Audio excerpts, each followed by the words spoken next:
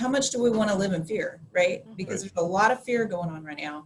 And, one of the reasons that I'm back in the office as much as I can is because I feel like we need to show other employees in the rest of the world, we're going to be bold. Welcome to The Defense Never Rests with Morgan and Akins, your monthly dose of uncommon sense about all things legal and some that are not.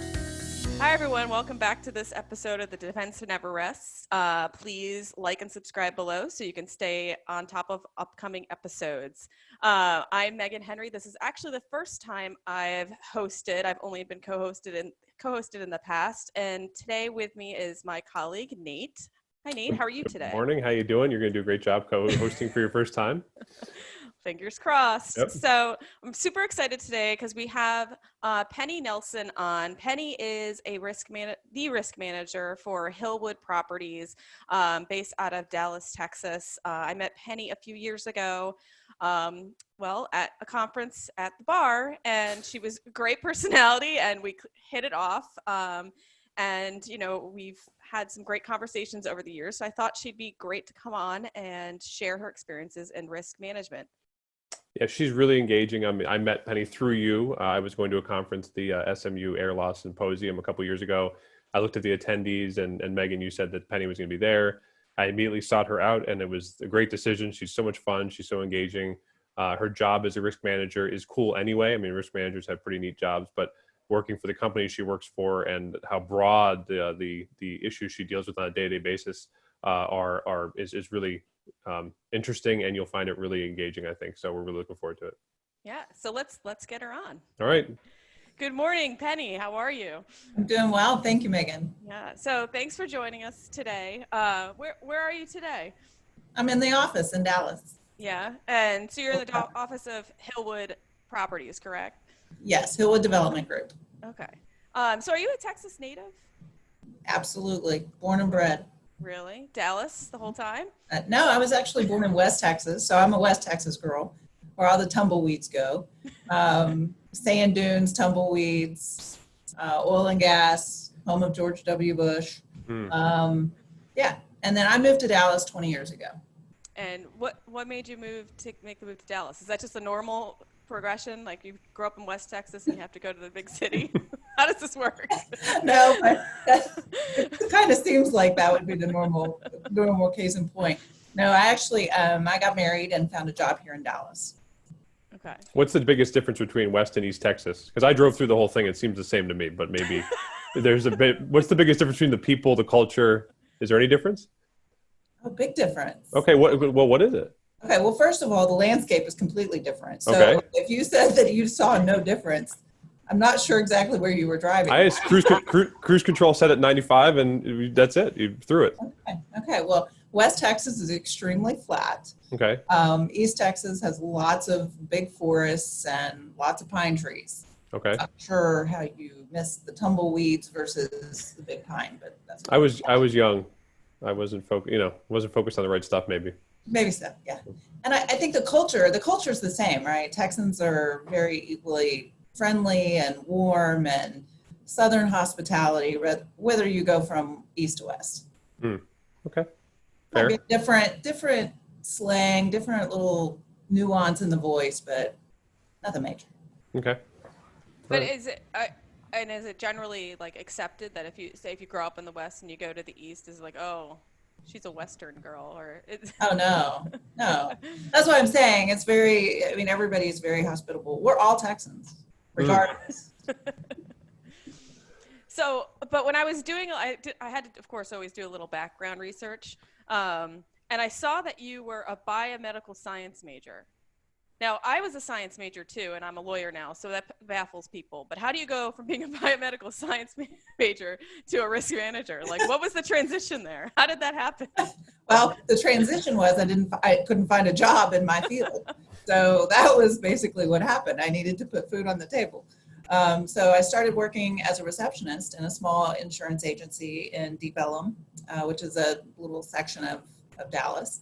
And found that I could take my technical background, because biomedical science, obviously very technical, Yeah. and put that towards reading policies and putting together these formats and summaries and And so that's really how the transition happened. And I found that I absolutely loved it. And I worked, as a receptionist, went to a customer service representative, then went to account managing, and now I'm on the corporate risk management side. I love this industry. It's been fabulous. Yeah, I mean, I found from going from science to legal, people are so baffled by it. I was actually a math major, and most lawyers don't know how to really even count, but those analytical by the hour. Come on now. Well, mhm.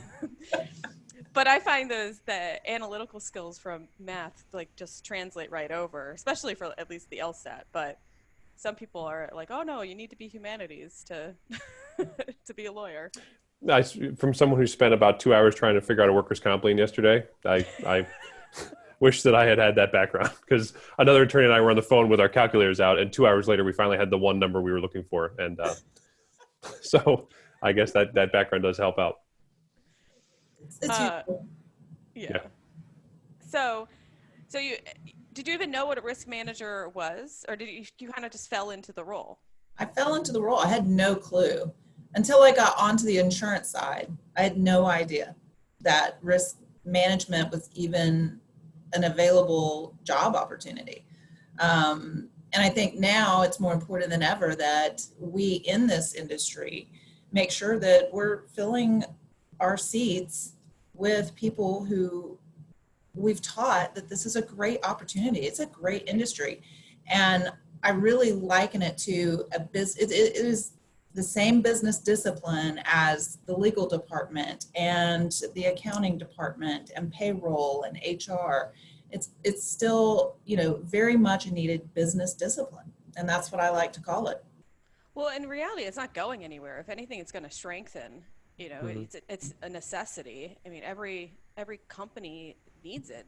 There's risk to everything that you do, whether you're rolling out a new product or you're buying a new property, or you just have employees. There's always going to be risk. Right. And if folks didn't know that before the events of the last couple of months, they do now, right? I mean, it's really shed a light on risk managers and insurance in general. Yeah, no doubt. And there was a Bloomberg piece not long ago, maybe a couple of weeks ago, that said risk management is now the hottest job to have. And I'm thinking, well, yeah, that's about right. I mean, if you as a risk manager pre-COVID-19 weren't in the spotlight, you are now. Right. Mm-hmm. Was any of your family in insurance beforehand, or you just took a job as a receptionist and it just turned into this? I mean, no one talked to you when you were in high school or college about this industry? No, not at all. That's neat. That's yeah, really cool. Not at all. I went into biomedical science thinking I was either going to go into med school, or what I really wanted to do was forensic entomology, which is, studying time of death by larvae and flies on deceased. Yeah, I think you have way too much of personality to do that. Yeah, that's true. Well, I would tell you, risk management is much better hours. Mm-hmm. I'm still cynical, but certainly not nearly as cynical as I could be. And I actually have, Christmas and Thanksgiving and time off to spend with my family, which really in those jobs you don't. Those are high times for, and as sad as it is, those really are high times for things like suicide and depression amongst people, and domestic abuse is really high during those times. So, while it's kind of funny to laugh at the fact that my hours and my pay is so much better, it really is a sign of the times, and it's sad. Mm-hmm. Yeah. I mean, Nate and I, we've met with you and talked to you a bunch of times, and we know about Hillwood, but a lot of our viewers don't. So, what is Hillwood? I mean, can you, in a small summary? I'll try. I'll do my best. No, Hillwood is a real estate industrial development company. So that really is our bread and butter. We develop and construct large fulfillment centers, warehouses, logistical centers for various clients and tenants. But we also have our hands in oil and gas, and that's domestic and international. We also have our hand in an airline company as well. How's that for a nutshell? Yeah. Yeah, and there's a lot to touch on there. So, but it's a Ross Perot company, right? That's correct. It's a Ross Perot Jr. company. Okay. And do you work directly with Ross Perot Jr.? Is he one of your Yes. direct report, or you report directly to him? I don't directly report to him, but he's in the office all the time, as was his father, who has passed last year. Yeah, he's in the office, and if he wants to ask a question about risk management, he stops by the office. If, he needs to meet with me, he'll send me an email and ask to meet with me. So he's very involved in the risk management process here at Hillwood. Obviously, we have a lot of exposure, not only from our various business lines, but also we have a reputational exposure and a family exposure to consider. Right. Now, Oh, go ahead. go ahead. Sorry, Megan. No, it's really, I mean, even though it's a huge company, it's a family business, Mhm. That's right. which is great. I mean, and it's like, it's, part of the American dream. Yes, it is. And if you think about Ross Sr., Junior, obviously Junior's father, he grew up basically selling papers and riding his bike and throwing papers in Texarkana, and then to move into EDS and then, Perot Systems. I mean, it truly is the American dream. My question was going to be, is his spirit still endure there? I mean, are there things that he really, I'm assuming you had some interactions with Senior. Did he kind of have certain ideals that live on in the company and through his son that you really value above everything else? Yes, absolutely. I think a lot of that, the core values of our leadership, and it's not just Ross, it's, across the board of our executive leadership, is really ethics, integrity, love of family, and doing the right thing, and then also patriotism. This company is extremely patriotic, and it's something I don't have a lot of family in the armed forces, but it's something that I've always loved, and so it's it's like kind of getting to call family here. My patriotic family. It's really something special. And that's like a huge accolade to say to, a corporation, somewhere you work, to describe it as family. I don't think not a lot of people are lucky enough to be in a position like that. So that's really awesome. Yeah, I think, and I think that's one of the things that Ross and his entire family feel, is that our associates are family. They take care of us if there's someone who's very, very sick or has, something really terrible happen. A lot of the leadership will stand up and take care of those folks, and that's important. It's important. And I think our average tenure here is like 15 years. Mm-hmm. So, I mean, when you come here, you end up staying here. Yeah. That's I think the most telling metric of a company is their retention rate. Honestly, I think above all else, above profits, above everything is retention rate. So that's excellent that they can keep folks, but it's not surprising if they treat them that way. Right. I mean, when I interviewed here, my last interview, I called my mom and I said, "Mom, I think I found the last job of my life." And she said, "Really? Because you're pretty young." I said, "No, I really think I have." And I still feel that to this day. And how many years has it been? 5. I've been here 5. Okay. 5 of the rest of my life. Nate. It was at 5 of 50, I'm going to say, right? Yeah. But how has your role changed since in the last 5 years? I think the role has gone from more of a risk management day-to-day handling to, looking at the overall strategy of the company, and being part of that seat at the table with the executive leadership team to understand where we think we're going in 2 years, 5 years, 10 years. So I do more kind of the overall macro look for the company versus just handling day to day, which is what I used to do. And I also think that speaks volumes too, just as a female, being a female with a seat at that table. I think that speaks so large for the company itself and for you that you're getting a seat at the table, but that you're part of the decision making for the corporation. I think that's huge. Yeah, and it took a little bit, right? I mean, there's a certain value system that's attached to risk management in most corporations, and so you have to get outside of that typical, this is a procurement maintenance for insurance basis type mentality, commodity mentality, and be able to really show your true value and how risk management is, again, that business discipline that should be valued equally or as much, or even more, I guess, as, you know, your HR and your legal department and accounts payable and your payroll. I mean, it's very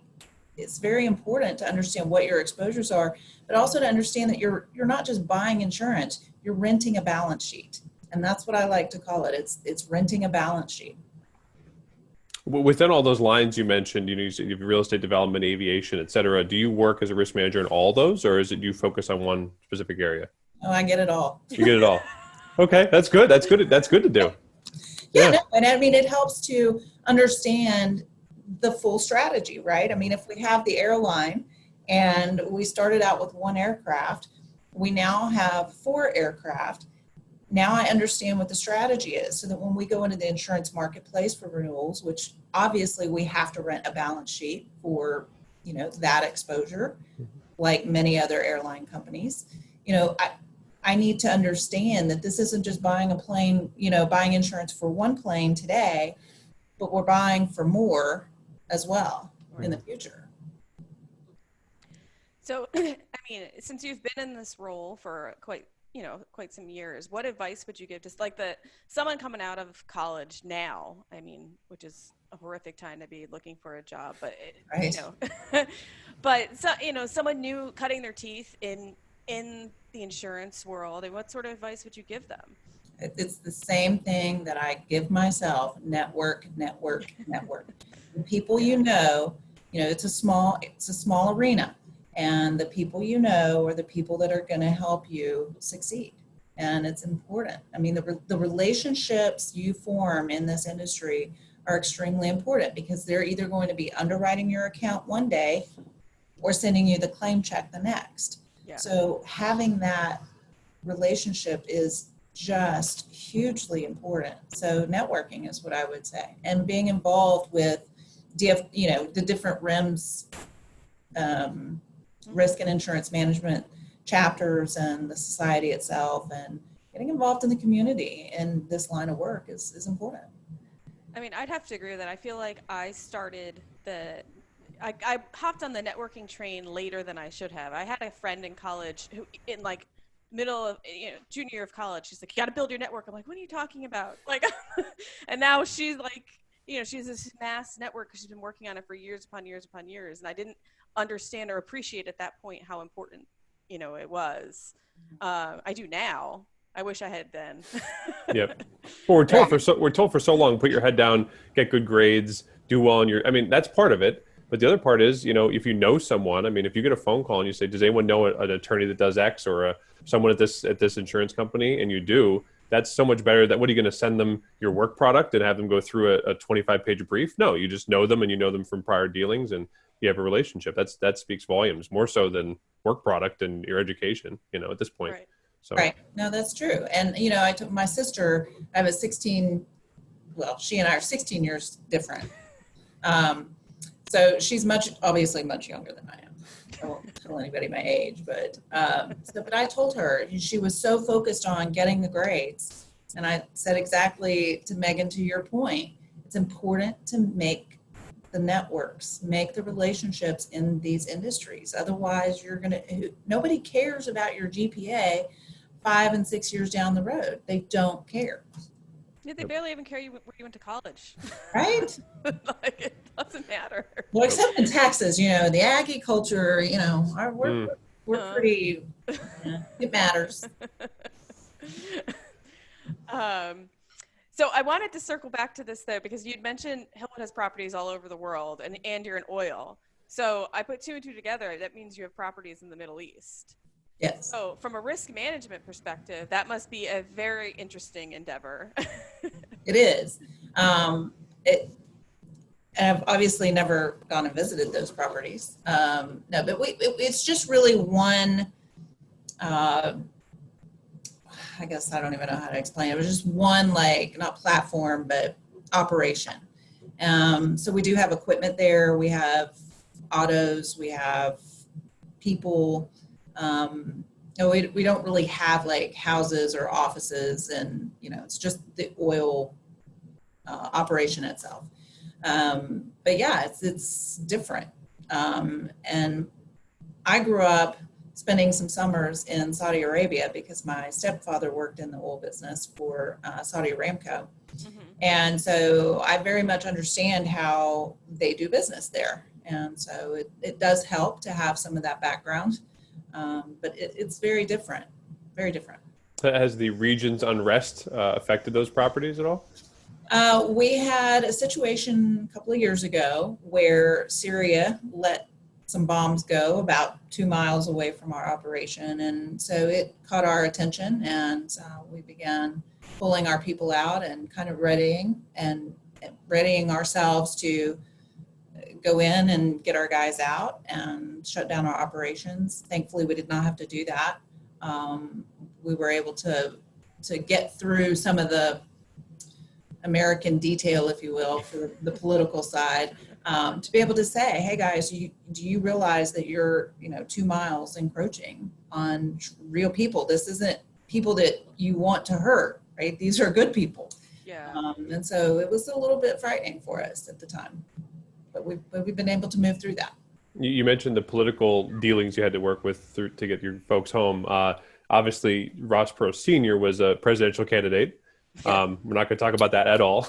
But the only question I'll ask is, does Ross Perot Jr. have similar, not aspirations, but do past presidents and political figures interact with Hillwood a lot? Do they come through the office? Do you know them? I mean, it seems like a pretty kind of an intersection of private and public sectors. Right. Well, I mean, it is. Yep. The intersection of private and public. Yes, there are people that come through our office that are political figures.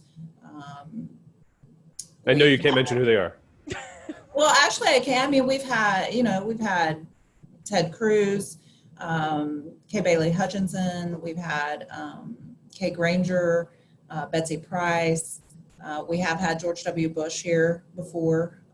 So, it's part of, and it's not about, for Ross, maybe it is to some degree about, political, I don't know what you call that, but really his focus has always been, how do we make business better and keep the politicians informed about how to make business better in Texas. And so that's really where, we see the effort being put into these relationships with political figureheads, is how do we bring business to Texas? How do we, bring business to the Dallas-Fort Worth area? It's very important. It's job creation. It's, helping various businesses, contingent business. So that's the main reason we have these figures coming in and out, is how do we make business better in Texas? And to be fair, I don't think any region in the country's grown like Dallas-Fort Worth, has it? No, I don't think so. For a decade and a half now. Right, yeah. Right.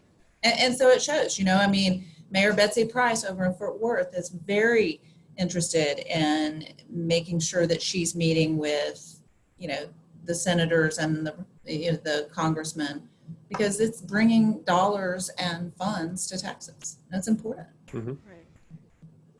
So, just like, does the office get a heads up? Like, hey, George W. is coming today. Wear a suit and tie, dress your best. No, matter of fact, no. Clean up your workstation. No, and we do that for a reason, right? Because we don't want to call in, a lot of eyes to when we have people like that in. And so, no, it's not, nobody gives you a heads up. We are formal here every day. And that's the reason. You just never know who look, I'm in a blazer, right? So, we dress with a suit and tie here every day. Most men are in a tie, Nate. Well, I'm not most men, Penny. So I'm worse than most men. I mean, look, he's got a picture of ducks behind him. I got my 2 ducks here. Yeah, that's how formal I am. That was when I started clerking, this was only 9 or 10 years ago, all the clerks wore suits. Yeah. It was and even in the 10 years I've been practicing law, now it's like people dress business casual every day or less. I mean, it's not as stodgy as it was, but I think it certainly does make it, you feel more professional when you're in a suit and tie. And I think you probably work in the same vein. I do think it helps output and it helps your attitude. Well, and I think there's something to be said for formally presenting your product. Mm-hmm. You are, as an employee, you are a product of your company. And so right. If you want, if you're proud of your company and you're proud of, what you're doing, you should show that. Right. I'm pretty proud because I have a collar on but no tie, so I'm like moderately proud, I guess. Okay, well that's fair. I'm very proud. For anyone watching, I'm very proud of my company. Let's not do that up. Clean that one up, Nate. Yeah, exactly.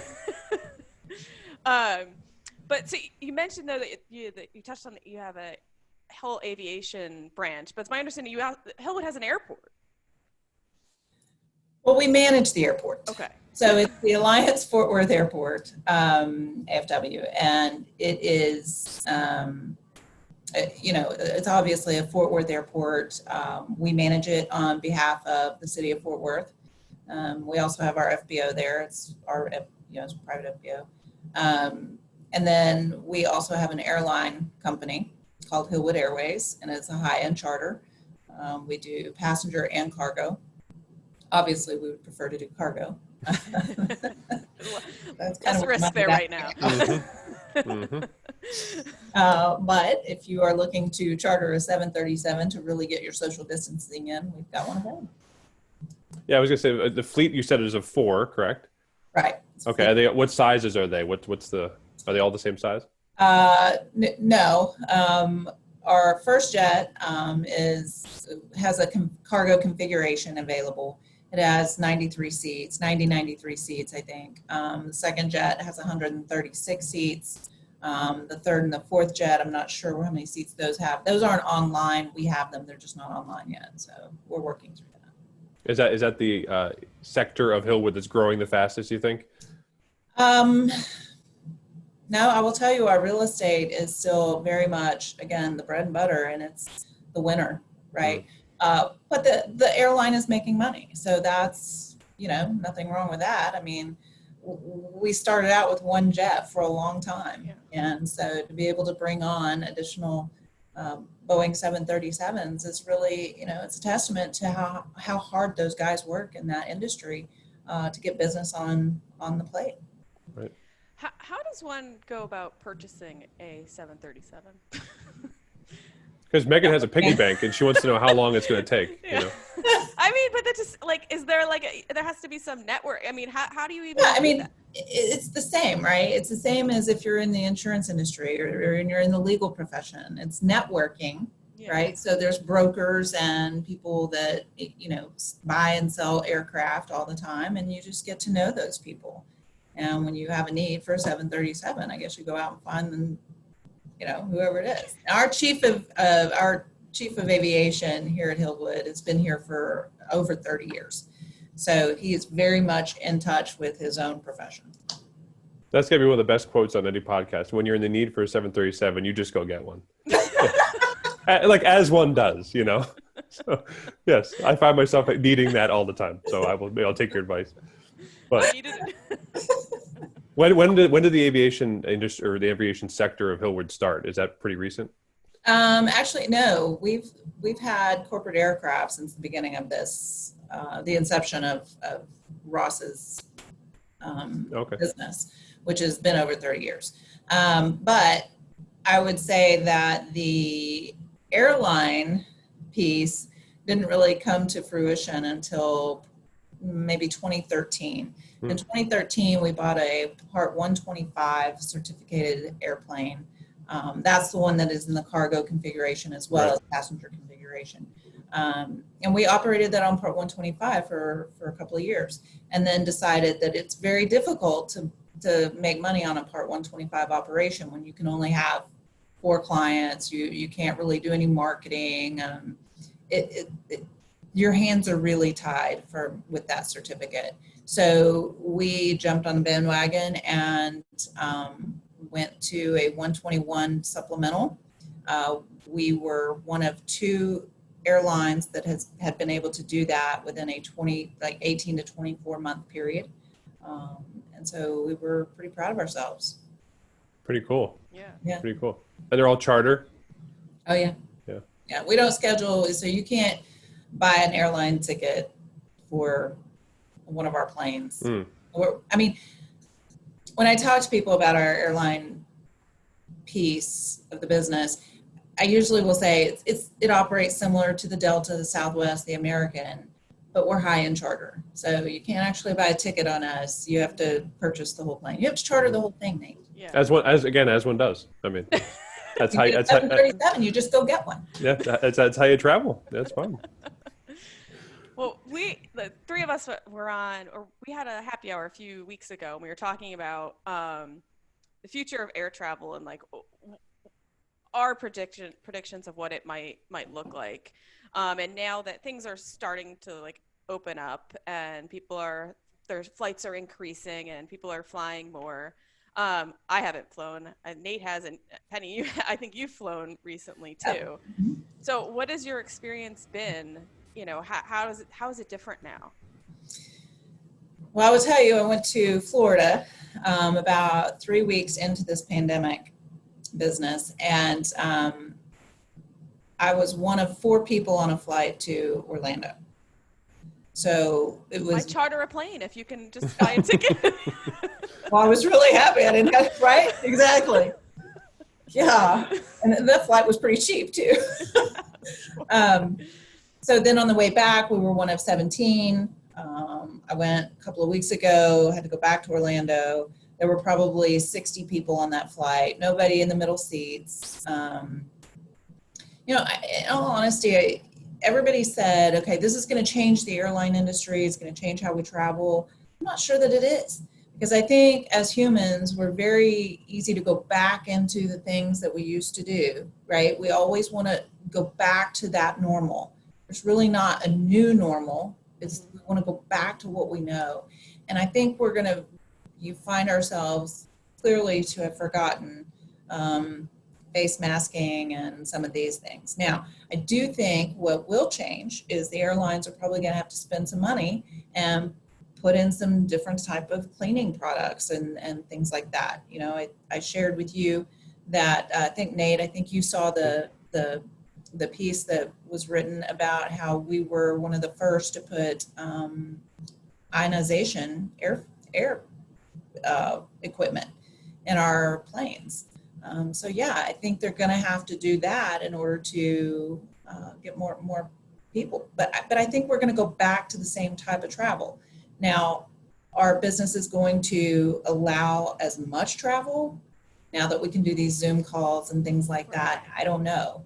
I will tell you, certainly Hillwood probably has no desire to nix our travel, because everybody agrees that all of our business is relationship driven. That's how business is. And if you're, a product manufacturer, that's one thing, but,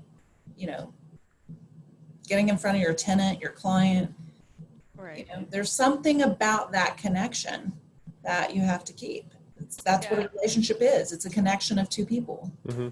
Yeah, I mean, I actually just touched on this the other day about how I kind of see it moving towards more of like a hybrid. Like, there's something very important about a face-to-face interaction, sitting down, sharing a meal, or just sitting across the table and being in the same room. But then when you add in this virtual element that, a few months ago I would have said, you're absolutely crazy. This isn't something we would do. Now that you can actually meet with someone face to face, that before would be, okay, now I have to fly across the country. It's going to be a 3-day trip for, a meeting that I probably can accomplish the same thing over video. So I think there's going to be a little hybrid of both, at least in my eyes. I think it's a hybrid of both. Like, some things it's like, has to be in person, or maybe we can accomplish what we need to accomplish on a Zoom call or on a phone or whatever it may be. I think it's going to be a mix of both. I think a lot of companies are going to prioritize like the spending on travel. I also think travel is going to get more expensive. So. Yeah, I think so. I mean, you can do a lot of things virtually now, but do you want to, or can you do them as well? I mean, we talk about depositions all the time. I can sit here and ask questions across a screen that I would ask in person. but I can't read body language. I can't read sweaty palms. I can't read, and those are all things that you take into account. I mean, when we report to the client, or when we, say, the deponent was visibly nervous, the deponent looked around the room, the deponent, those are things that are invaluable, and you could do it this way. But I think they're not as nervous, which means they're going to act differently, and it's not as good, but I think it's doable. So we'll see where that line is from things we do virtually versus go back to doing it in person. It will be interesting. Yeah. And I mean, I think Nate and I were joking about this too, though. Even like, what does the in-flight service look like? Are we even going to get drinks anymore? We used to get full meals with silverware. Now you can't even get peanuts. Like you get the moist towelettes are just going to be Clorox wipes now. Yeah.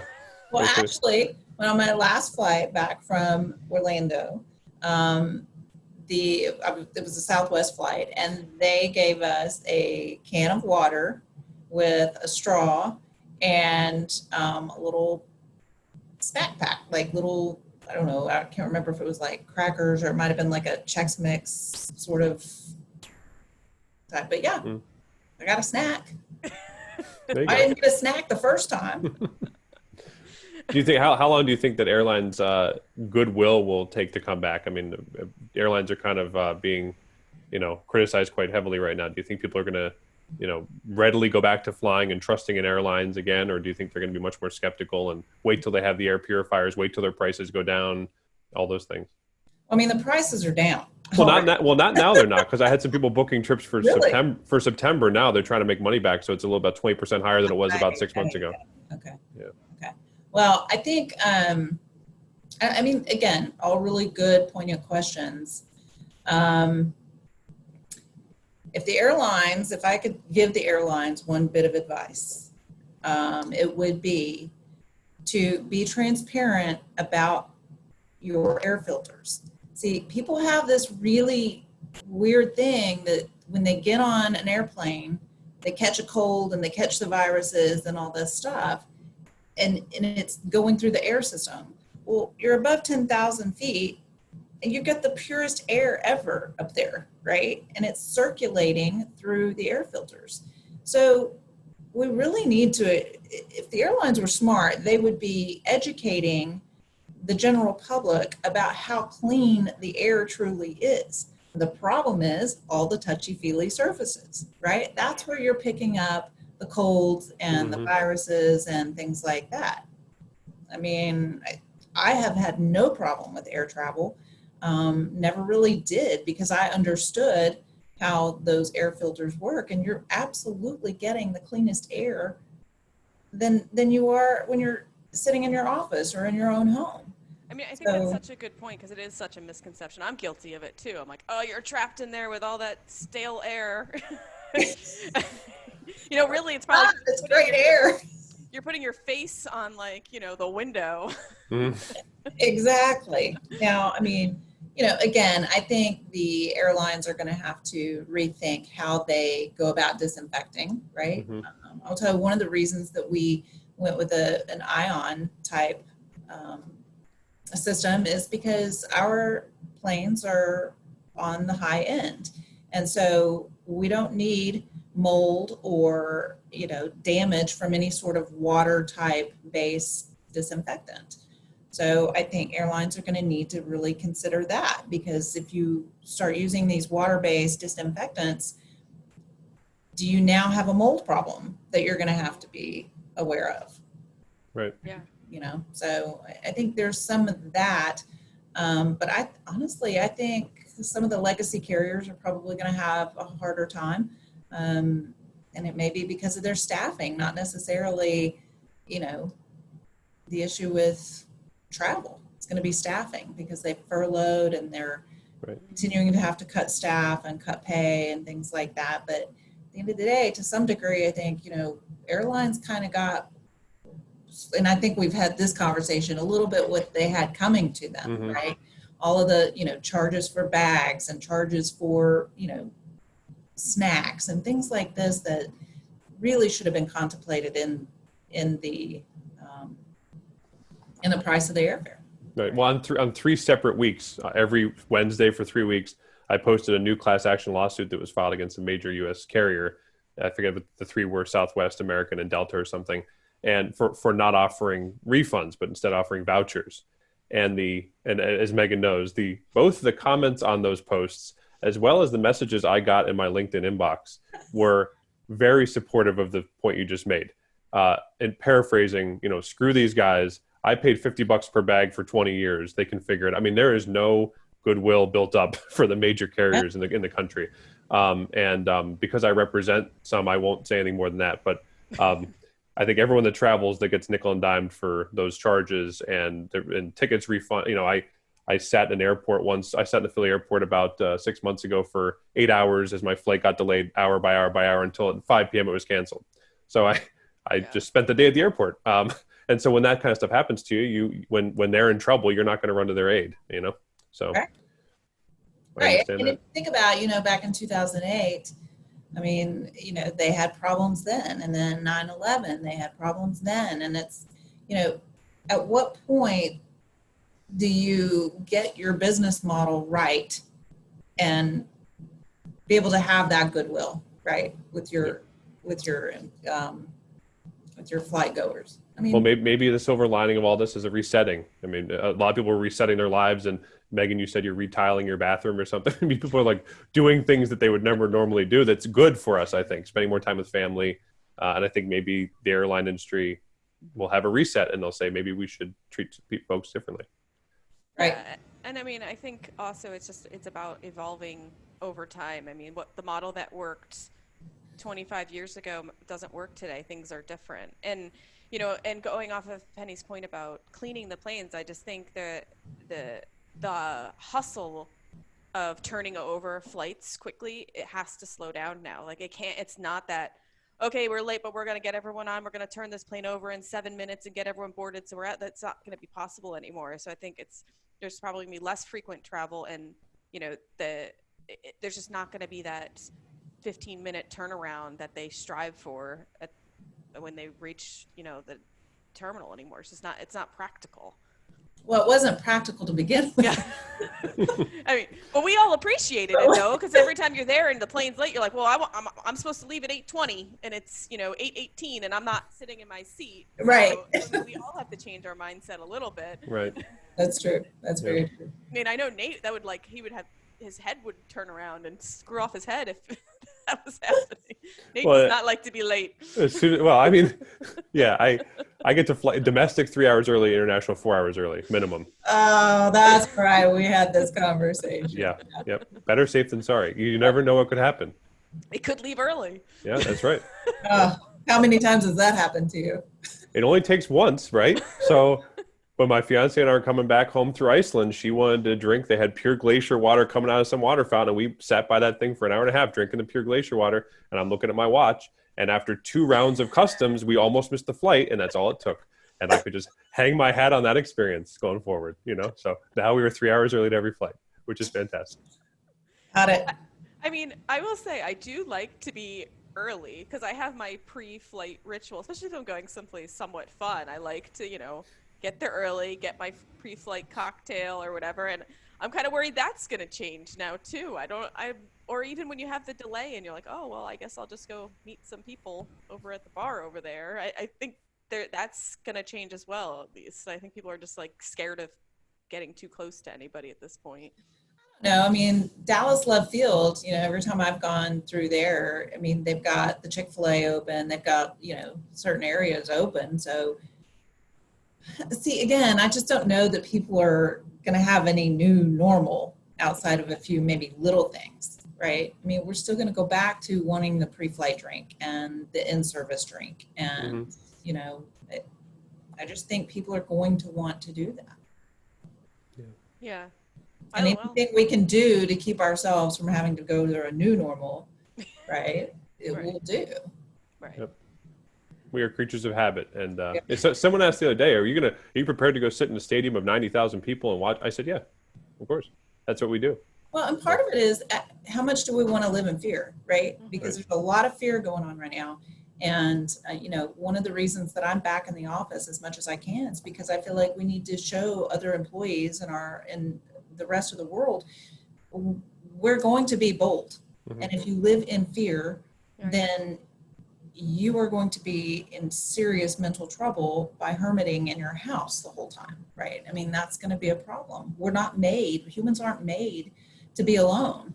And so we have to be bold and get through this fear.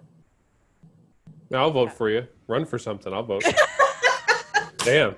It's pretty good.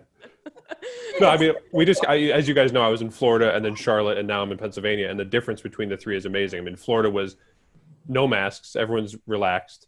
Charlotte is some masks. Restaurants are closed. Up in Pennsylvania, we drove through Philly. Everything is closed. Everyone's got masks on. Everyone's looking at each other funny. I mean, it's incredible that just the way you feel inside is so different when you're in those environments. Yeah. So, and I just had that all in 1 week, and it's a nice way to look at the contrast. So, changing gears, I had one last thing I wanted to touch on, because a few years ago, we actually sat in a restaurant at a table with one another and got to share a meal together. And I wanted you to share this because it was so interesting at the time. But you started a group of risk managers that work for high wealth individuals. Is that right? That is correct. So just share the story. How did you come up with the idea, and how did you even get that started? That's funny. You should ask. No, I had gone to the legislative summit that RIMS does every year, and usually in September, October, to try to forward action and change in the risk and insurance industry. We go in, we talk about flood with various senators and Congress people and their staff. And so I was at a dinner. We'd done a bunch of work on the Hill. We were doing a dinner. I sat next to a gentleman that I'd known a little bit. He works in the bond industry. And then next to him was a gentleman from McAndrews and Forbes. And so he and I start talking across chat, and we're talking about things that are problematic for high net worth companies who are privately owned, and how some of our family trust, family ties, family entities get kind of, there's a coverage problem. There's not a lot of good dovetailing between family business and just normal business. So you have to be very creative with coverage.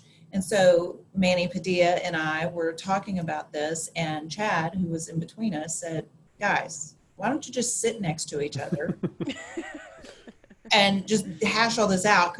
And then, so we laughed about it. And then Chad approached me later and said, you really should think about coming up with, a group of risk managers who have this problem, because you guys talked for a good hour over me on, these problems that you have for coverage and just dealing with domestic employees and various legislation and in different, venues across the United States, globally, houses in Bermuda and houses in Vermont, and, all kinds of stuff. And so that's how we started this. So Chad and I started, we got a group together. We currently have in our group, it's McAndrews and Forbes, obviously the Pro family, the Hunt family, Bass family, Paul Allen's estate, which used to be Vulcan Inc. Hold on, I'll think of them.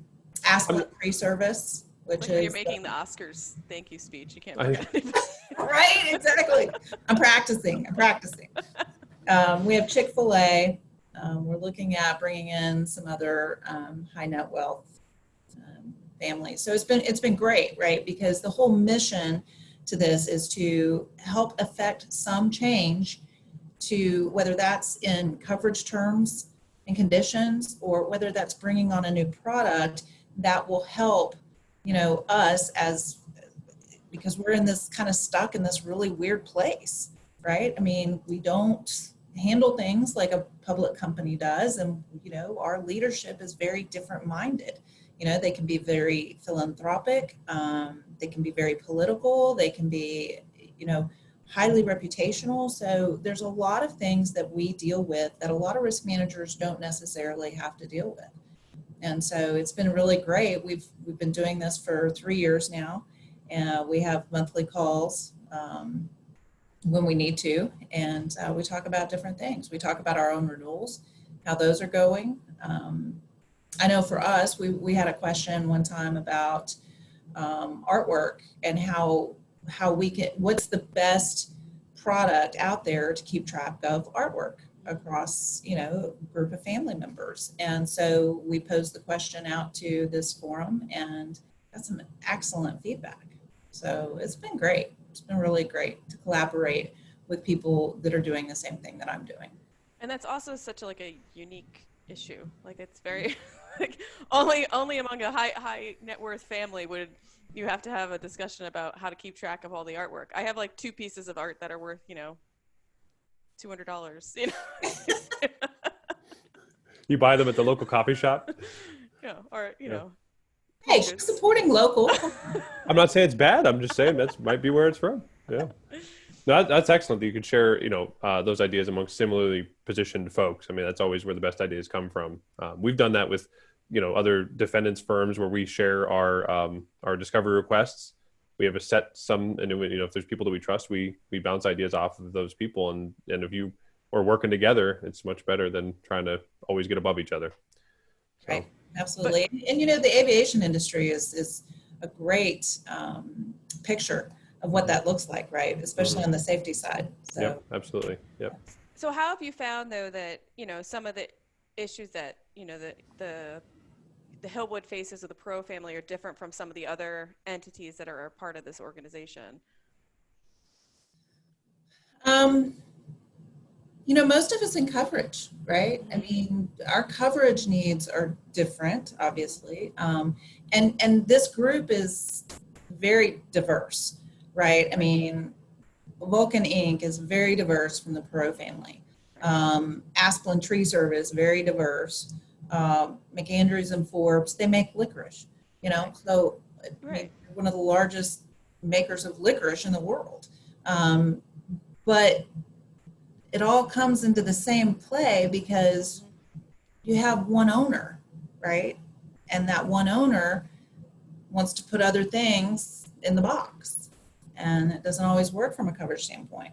So we're always trying to figure out, you know, hey, have you seen this? Do you know what we're doing here? One of the big issues that we're facing right now in this forum, I wouldn't say facing necessarily, like it's just something awful, but you know, our owners expect us as risk managers to maybe help out some of their friends. Well, that's clearly could be an E&O situation for my licensing and things like that. So how do we get the E&O coverage? Well, somebody would say, well, just go buy it.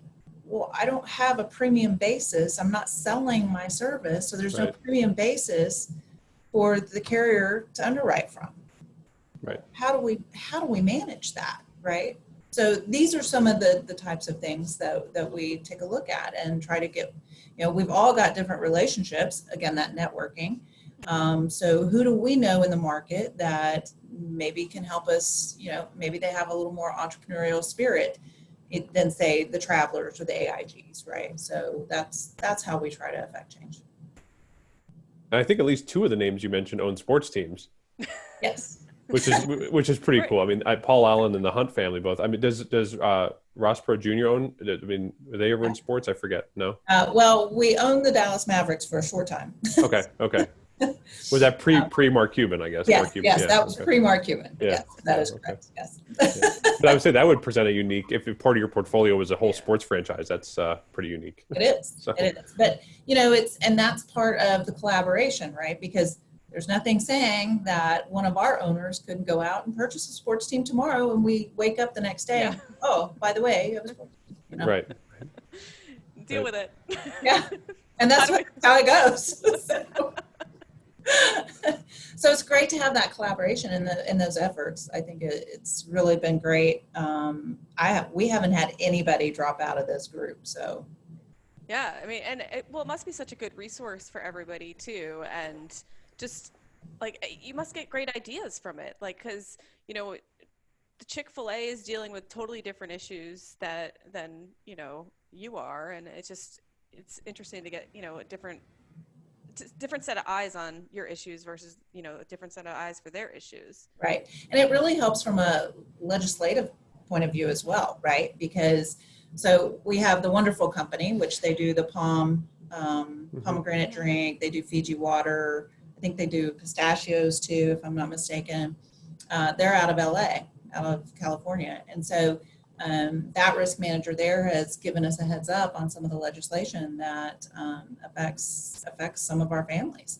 And so that's been super helpful. I would have never, I don't have time to go through and do that, right?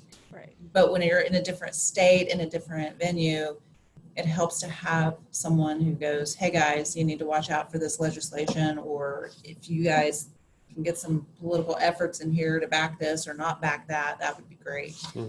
So that's been extremely helpful as well. So I have kind of an open-ended question that might, but I think it's a good way to end. You never know what's going to come out of my mouth. Maybe. I know. That's why I'm so excited. That's the point. That's why you're a guest right now. This is great. No, but I want to know what has been the most interesting curveball you've been thrown from at Hillwood that you've had to figure out how to manage the risk with? Oh, it's definitely the aviation side. Yeah. When I took this job, I knew nothing about the aviation insurance. Nothing. Zero. And so that was a big learning curve for sure. And what would happen if Ross Perot Jr. woke up tomorrow and bought the Mavericks? Would that be, how would you feel about that? Bought them back? Yeah, bought them back. Yeah, that would be a huge curveball. But you could probably get tickets. That'd be good. One of my small curveballs, I think, I was getting ready to come into the office, and the Fort Worth Stock Show had been going on. And so I always listen to AM radio in the morning. I know, go figure. I do have Sirius XM though. But anyway, so I turn on my AM radio, and they're talking about how Ross Perot Jr. has just bought the most expensive steer. And I'm thinking to myself, what are we doing with this steer? It's like $400,000. It was like, where's this steer going to go? Who's transporting it? I got to get to the office now. Yep. That's crazy. Yeah, so what happened? So basically I think they transported it to the zoo or something. I don't know. Nobody ate it. But actually that money goes towards scholarship funds. So that's great. Yeah. So it's a nice story, but it's like, oh my God, what do I do with this steer? Yeah, that's right. That's right. I don't think it's a good thing when you're on the way to work and you hear your boss is on the news for doing something that's going to influence your day or impact your day. For sure. Like, this wasn't on my to-do list. Yeah. When I left last night, wasn't what I had planned to do first thing today. And that's what's so great about, being in risk management. You never, even if you're in a public company, you never know what's going to be on your plate when you walk in the morning. Well, Penny, it's been awesome talking to you. It always is. Thank you. Thanks for joining us. And, I look forward to our next happy hour. I do too. I'm going to have my hair done tonight so I can. Your hair looks great. Thanks, guys. Well, thank you, Penny. Thanks for coming on. All right. We'll see you soon.